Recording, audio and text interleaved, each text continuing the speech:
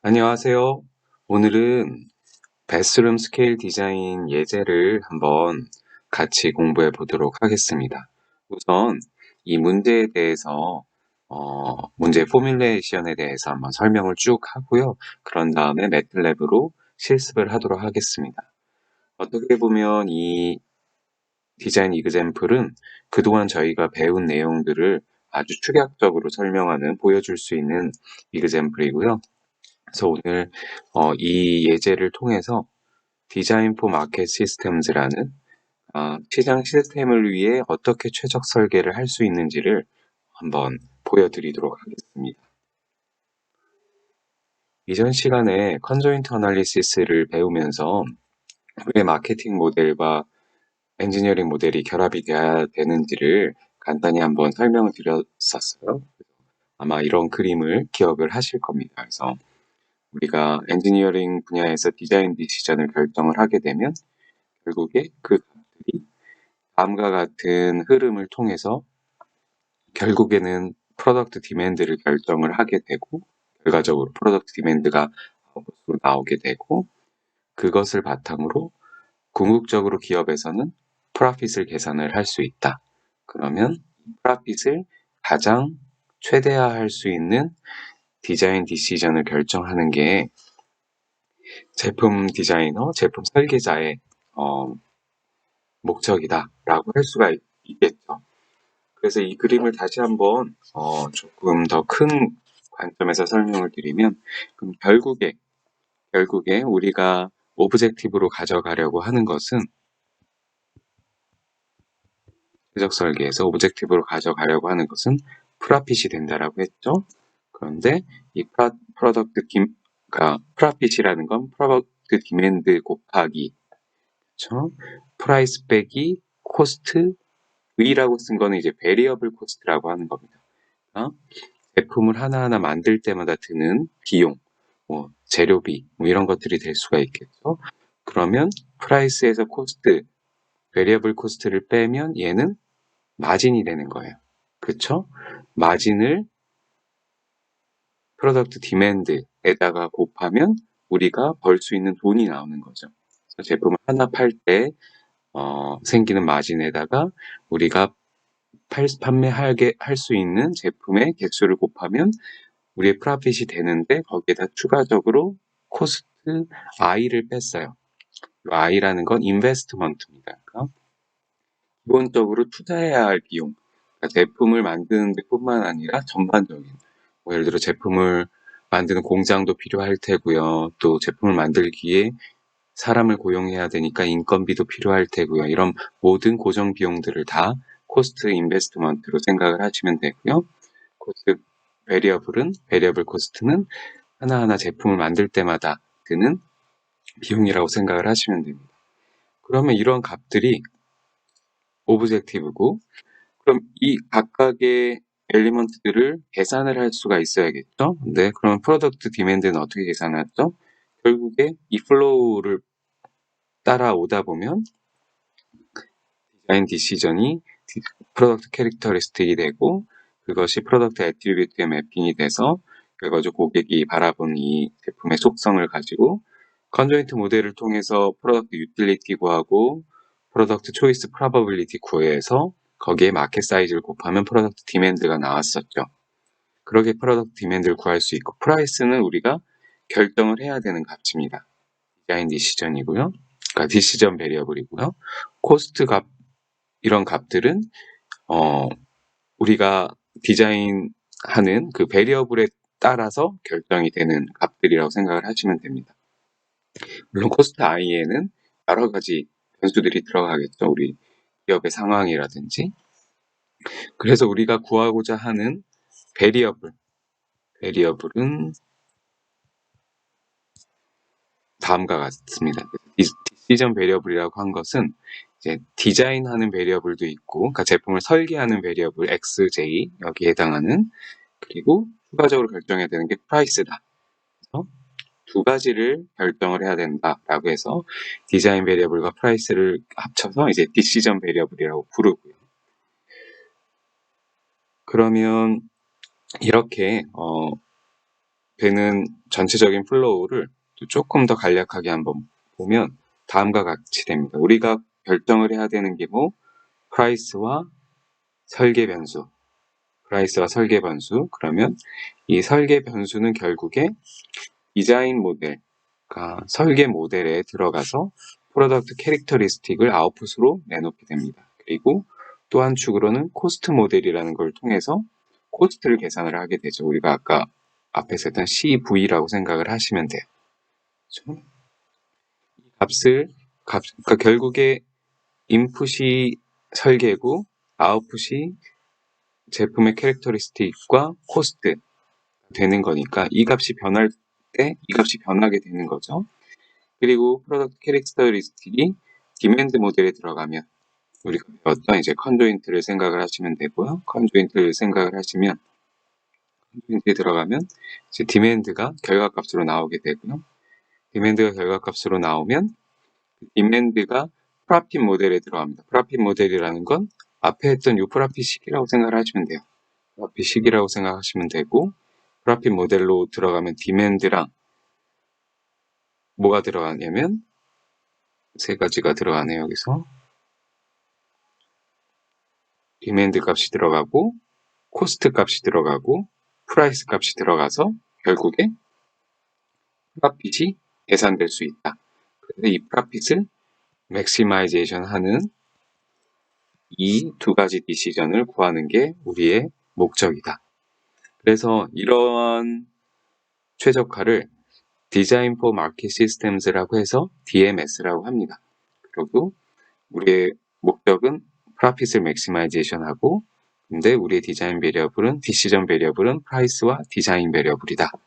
그리고 서브젝트 2 우리의 제약 조건은 설계 컨스트레인, 엔지니어링 혹은 엔지니어링 컨스트레인이라고 불리는 것 그리고 기업의 컨스트레인, 기업의 역량에 따라 제약 조건이 있겠죠.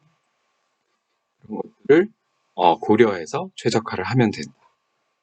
그래서 이러한 최적화를 우리가 한번 좀 간단한 우리 체중계를 가지고 한번 설계를 해보도록 하겠습니다. 그래서 한번 오늘 이 예제 레퍼런스는 같은 논문에서 가지고 온 거고요. 저희 지도 교수님들이 쓰셨던 예전의 논문이었는데 논문에 있는 예제를 조금 변형해서 사용을 하도록 하겠습니다. 자세한 걸 보고 싶으시면 이 논문을 찾아보시면 되고요. 그래서 이제 베스룸 스케일을 디자이닝을 하는데 이 다양한 체중계들이 있겠죠. 이런 체중계들을 어떻게 고객이 시장에 나갔을 때 가장 프로핏을 많이 낼 수 있는 체중계를 설계를 해볼까라는 것이 오늘의 문제입니다.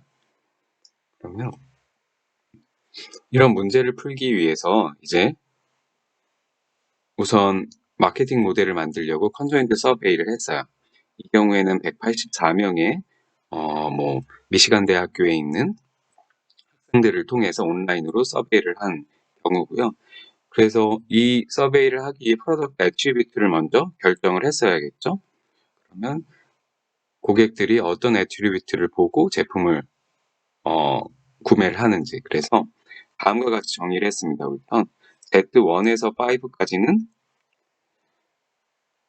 제품 디자인에 따라 결과로 나오는 어떻게 보면 프로덕트 캐릭터리스틱과 관계가 있는 거죠. 그래서 프로덕트 캐릭터리스틱이 프로덕트 애트리뷰트가 되는 거니까 어떤 것들이 있냐면 웨이트 캐파시티, 에스펙트 레이쇼, 플랫폼 에어리아, 틱 마크 캡, 넘버 사이즈 이런 것들이 이제 고객이 제품을 살 때 고려하는 제품의 속성들입니다. 그리고 마지막으로 프라이스. 그리고 각각의 유닛이 있고 컨조인트 서베이를 하려면 레벨을 나눠야 된다고 했죠. 애트리뷰트를 결정했으면 레벨을 나누면 되죠. 그래서 레벨을 여기선 다 5레벨로 나눴네요. 5가지 레벨로 시장의 속성을 판단을 해서 시장의 그 다른 경쟁자 제품들을 판단을 해서 레벨들을 나눴습니다. 웨이 캐파시티 같은 경우에는 200파운드에서 400파운드까지를 5등분을 했고요. 프라이스 같은 경우에는 $10에서 $30까지 최저 10, 최고 30에서 중간 15, 20, 25 이런 식으로 레벨을 나누었습니다. 프로덕트 애트리뷰트와 레벨이 이렇게 결정이 되면 서베이를 시작을 할 수가 있겠죠. 다음 같은 서베이를 한 겁니다. 초이스 베이스드 컨조인트를 한 거죠. 그래서 세 가지 옵션이 이렇게 보여지고 넌 옵션이 하나 있습니다. 세 가지 옵션에선 아까 앞에서 액티비티 레벨을 결정한 것들을 다양하게 조합한 옵션들, 이런 제품일 때 어떤 걸 구매하겠습니까? 라고 설문을 했었던 거죠. 그럼 뭐 이렇게 말로 보여주는 것뿐만 아니라 이렇게 하면 좀 감이 없잖아요. 그렇기 때문에 이렇게 이미지로도 보여준 거죠. 앞에서 넘버 사이즈나 뭐 이런 비율이나 에스펙트 레이쇼나 이런 것들을 넘버 사이즈가 뭐 이 정도 되고요. 그리고 레이쇼가 비율이 이렇게 됩니다를 이제 그림으로 보여준 거죠. 결과적으로 어쨌든 앞에 있는 이 값들을 여기 있는 상황들을 숫자 또는 그림으로 표현을 해서 서베이를 한 예시입니다. 그렇죠? 그렇게 서베이를 하면 결국에 저희가 뭘 구할 수 있죠? 팔토월스 베타를 다 구해낼 수 있었죠. 그리고 베타를 구한 다음에 이 프로덕트 애트리뷰트라는 게 컨티뉴어스한 값들이 거의 다 컨티뉴어스한 베리어블 값이었죠. 웨이트가 200, 250 이런 식뿐만 아니라 220도 있을 수가 있고 230도 있을 수가 있기 때문에 이런 식으로 스플라인을 만들어서 중간값들을 다 구할 수 있다라고 했었죠. 그래서 각각의 베타 값들을 구한 다음에 파트월스를 구한 다음에 그 값을 통해서 우리가 갖고 있는 포인트들을 연결을 해서 스플라인을 만들어서 내가 원하는 어느 값이나 베타를 구할 수 있도록 만들어 두었습니다. 그렇죠? 이제 이렇게 되면 마케팅 모델은 준비가 됐고요. 그럼 이제 엔지니어링 모델을 한번 살펴보도록 하겠습니다. 프로덕트 디자인 모델이죠. 그럼 무엇을 내가 디자인 디시전 베리어블로 가져갈 것이냐라는 것을 결정을 해야 되는데, 그래서 이 예제에서는 실제 이 스케일을 다 한번 분해해 봤습니다. 다 분해해 보고 그러면 실제 설계자가 결정해야 될 파트들이 어디인가 부품들을 한번 살펴봤고 각 부품에서 어느 부분의 치수를 우리가 결정을 하면 제품의 성능이나 제품의 캐릭터리스틱에 영향을 주는구나 라는 거를 리버스 엔지니어링을 한 거죠. 거꾸로. 그래서 뭐 X1에서부터 쭉쭉쭉 X11까지 각각의 어떨 땐 치수, 어떨 땐 뭐 레이시오, 각도, 뭐 이런 등등의 값들을 다 이제 정의를 한 겁니다. 이렇게 정의를 했더니 X1에서 X14까지의 디자인 베리어블을 선택을 할 수가 있었어요. 뭐 X1은 length from base to pulse on long lever, 뭐 length, 거의 length죠. 그 부분의 length, 스프링 컨스턴트도 있네요. 그렇죠? 그리고 디스턴스도 있고 또 length, pitch, diameter, length, diameter, length, width 거의 다 치수 관련된 내용입니다. 그래서 그 값들의 유닛이 있을 때고 우리가 또 컨스트레인을 결정을 해준 거예요. 바운드리 컨스트레인이 있을 수 있죠. X에 LB에서 UB 그것들을 결정을 해준 겁니다.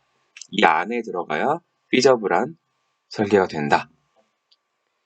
그렇게 다 결정을 해주고 뭐 이런 각각의 값들이 뭘 의미하는지가 중요한 건 아니에요. 그건 문제에 따라 다를 테니까 여기서는 그 저울에 해당하는 디자인 베리어블 이런 식으로 정의했구나 정도로 그냥 넘어가시면 됩니다. 되니까요. 그런 다음에 프로덕트 캐릭터리스틱을 구하는 식을 결정을 해야 됩니다. 어떤 거죠? 맨 앞으로 다시 한번 기억을 해보면 X를 결정하는 식, X를 우리가 지금 X를 결정을 했으니까, 그쵸? X를 넣었을 때 프로덕트 캐릭터리스틱을 결정할 수 하는 퍼포먼스 모델인 거예요. 제품의 성능 혹은 속성에 대한 모델. 이게 바로 다음과 같은 포뮬라를 결정을 한 겁니다. 그러니까 사실 예제 문제니까 이렇게 일일이 수학적으로 계산할 수 있는 식이 나오지만 대부분의 실제 엔지니어링 문제는 이 포뮬레이션이 없고 시뮬레이션으로 대체를 하죠.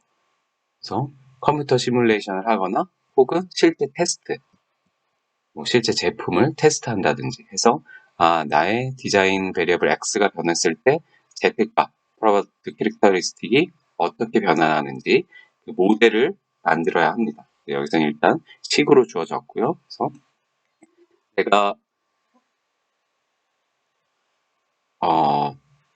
판단해야 할 이 프로덕트 캐릭터리스틱이 5가지가 있습니다. 5가지가 어디서 나온 거냐면 결과적으로 그러니까 이거를 보려고 하는 건 결국에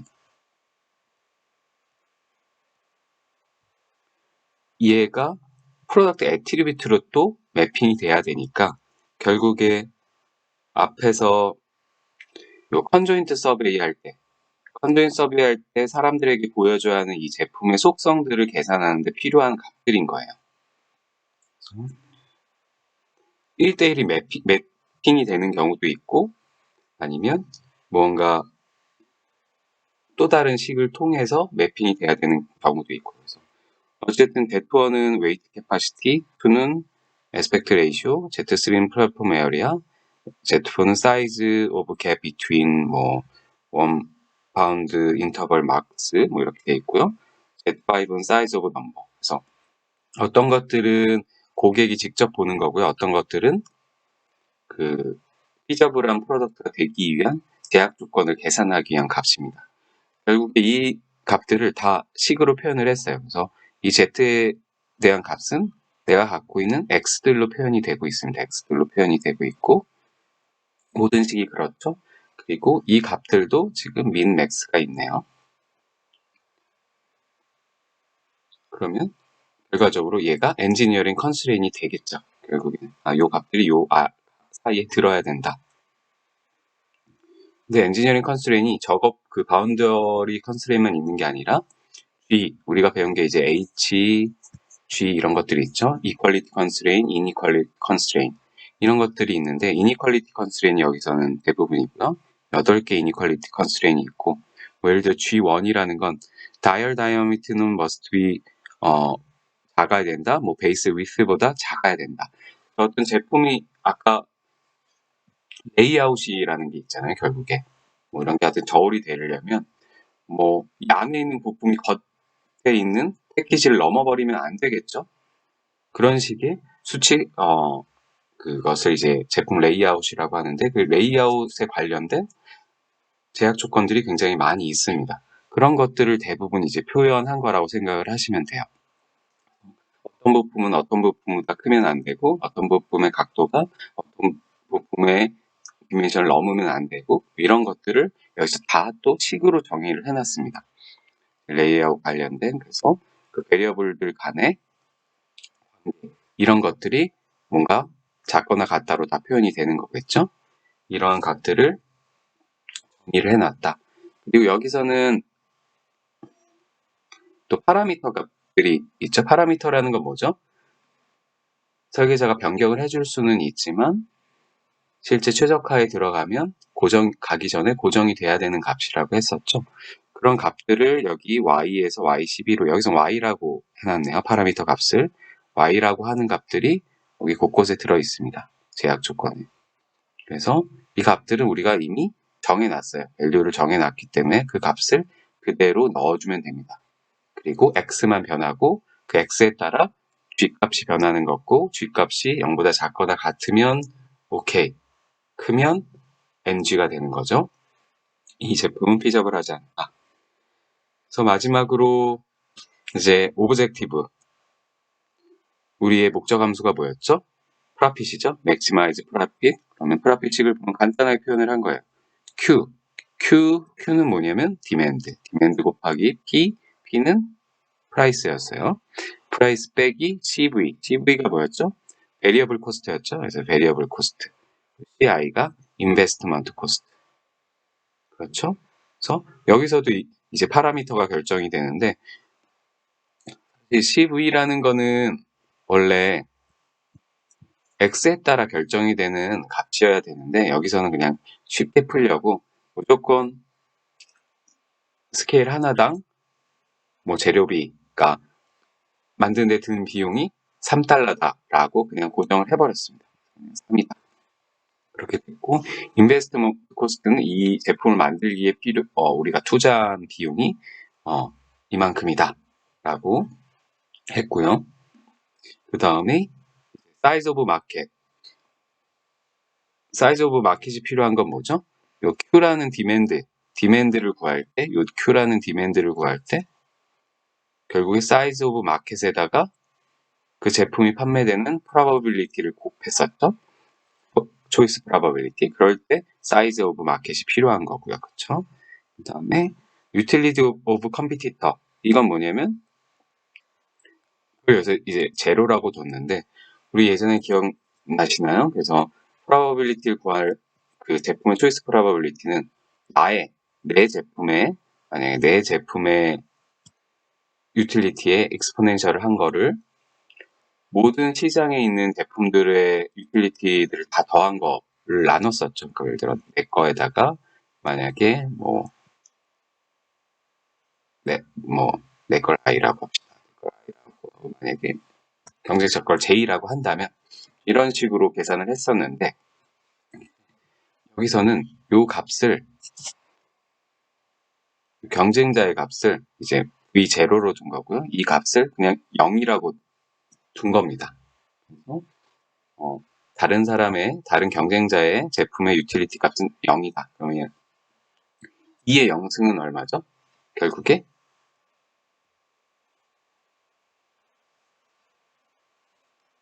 이 값이 간단하게 그냥 1이 되겠죠. 그래서 나의 probability는 결국에 그냥 내 제품의 그리고 내 제품 플러스 1이다. 이렇게 생각을 하시면 됩니다. 여기서는 보통 이렇게 경쟁자를 정확히 정의하기 어려운 경우에 이런 식으로 많이 해요. 그래서 그냥 경쟁자 유틸리티는 제로다라고 해서 그 익스포넨셜 하는 값은 1로 가정을 하고 우리의 제품만 최적화를 해주시면 됩니다. 그래서 일단 예제에 대해서 설명을 드렸고요.